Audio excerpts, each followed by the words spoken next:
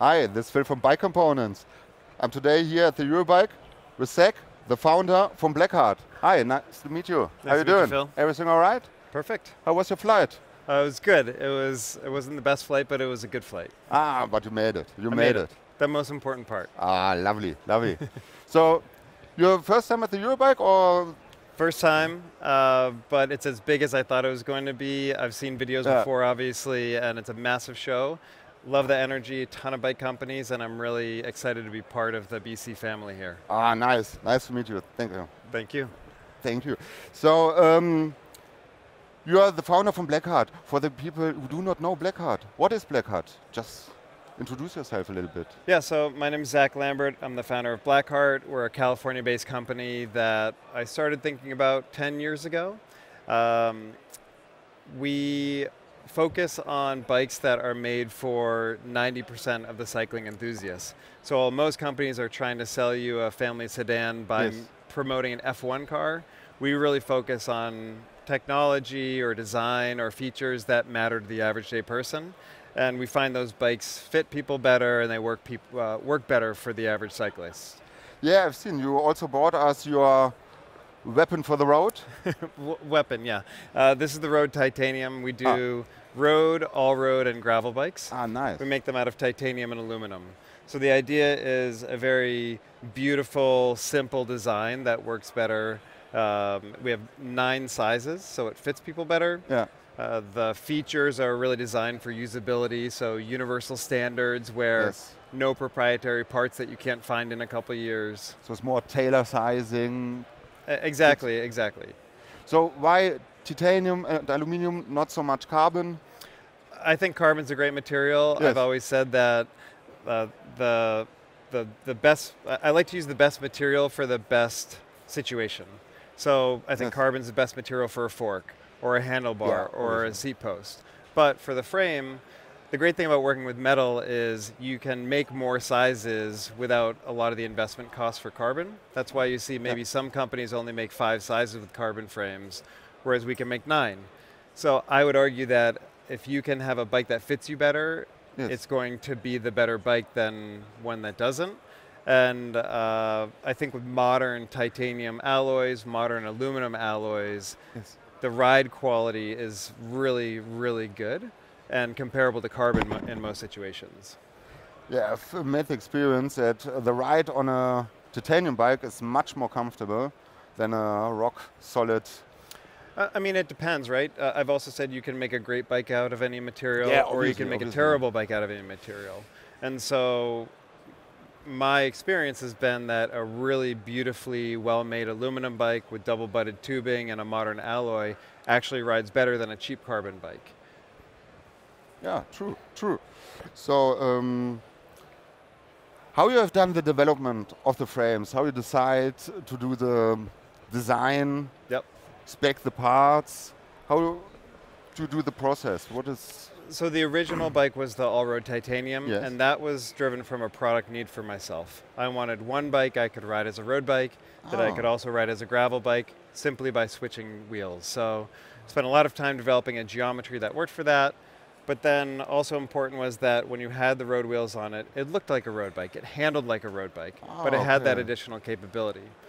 So now kind of moving to other models, I try and infuse the same design language from that original bike to the other ones, which means a really beautiful design, a really simple aesthetic, and something that I would call kind of versatile, that it isn't just hyper-focused on one perfect riding situation. You can ride it in all sorts of conditions and have a great ride. Yeah, I've just seen it's really nice details. Everything is machined at your location, you already told me. So the CNC, titanium, the brackets, everything done at your place. It's really lovely. Yeah, so we're, just to clarify, so we're in California. That's where we design everything, that's where we test everything, that's where we build the bikes and we ship them. But our manufacturing partners are titanium, we have a factory in China that we use, and in aluminum, we have a factory in Taiwan that we use. But they are our designs, everything is bespoke for us, just to clarify. Ah, perfect, perfect. Your philosophy, so you're doing the clean designs, you're using recyclable materials. what further philosophies you keep with Blackheart? You want to provide with Blackheart as well for the world? So from a design perspective, I find that companies usually try and add things to try and make it different, whereas I like to subtract to make it different.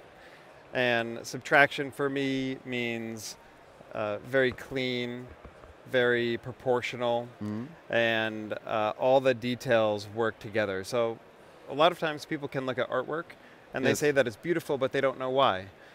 An artist is the one who can tell you, okay, you like this because of this proportionality or these colors or the way that this works together. And I feel the same way with our bikes. If you actually take some time to look at it, you'll start to notice that all of the gaps between the tubes, the tube shapes and sizes, they all work together in concert to create something that's very aesthetically pleasing. And at the point where another company might try and add something to say, oh, this is our unique design here, or this is our proprietary technology there, I don't do that because I think just adding for the purpose of being different isn't a good thing. Ah, all right, all right. Lovely, I've just seen it. So you have, it's, sorry for my bad English. Oh, good, better than my German. So I've just, you already mentioned that your head tube is changing with all the sizes, so you can keep it very low, your handlebar low on the frame as well, so a bit more performance, so it's also a design more? I think the idea is that by working with metal and doing 9 sizes, the gaps between the sizes are smaller. Okay. So for example, I can ride a size 60 or a size 58. Yes. And if I'm a more aggressive rider, I can get my handlebar low enough on a 58, but I could also size up to a 60 and have maybe a little bit more of a relaxed position without always feeling like the bike is too big or too small. And I actually get that a lot with customers. I speak to a lot of customers before they purchase, and I ask them about their current bike and their current fit. And a lot of times I'll ask them, you know, how does your current bike fit? And they'll say, well, it feels too big. And that could be just down to some of the specifics like the stem length or whatever, but a lot of times you figure out that their current frame just isn't the right size. So it's almost like a half custom fit, half bespoke fit. We don't do custom sizes in our frames, but we're able to really dial in the fit. And I think a bike that fits you better is you're going to like long term versus one that maybe, you know, is 100 grams lighter, but is the wrong size. Yeah, okay. So you have the bike, which you can do for the races as well, and also for your joyride, for your daily rides, and it's a perfect fit all the time. 9 sizes is a lovely choice as well. Yeah. So I think tailor sizing is not really needed, I would say. Some people, yes, but for the majority of people, I don't think it is. Yeah, I'm completely with you at that point. You know, custom is a great option, but once you start doing custom geometry, you start changing the aesthetic of the bike. You start changing the handling of the bike. So because we spend so much time testing our bikes and the handling, I can really guarantee what that bike is going to feel like on the road, versus I'm not sure I could do that if I started making pure custom bikes. Yeah, I feel like Blackheart it's not really like a bicycle, it's more like a choice, a philosophy of riding, I think. I take it more like this. Yeah, and that gets to the brand, right? Yeah. So the products are important, but for me, the brand is more important. Most companies that you hear from, they'll tell you, what is the product? Why is it different? Yeah. It's designed by this professional rider, or it saves you 8 seconds over 40 kilometers. And those can be important things, but I think the more important thing is the brand. So what does Blackheart as a brand stand for?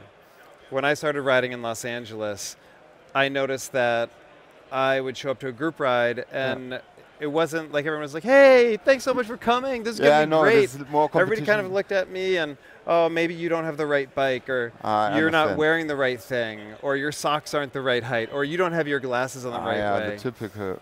And it wasn't a good experience for me. So that's one thing that Blackheart as a brand tries to change. Yeah.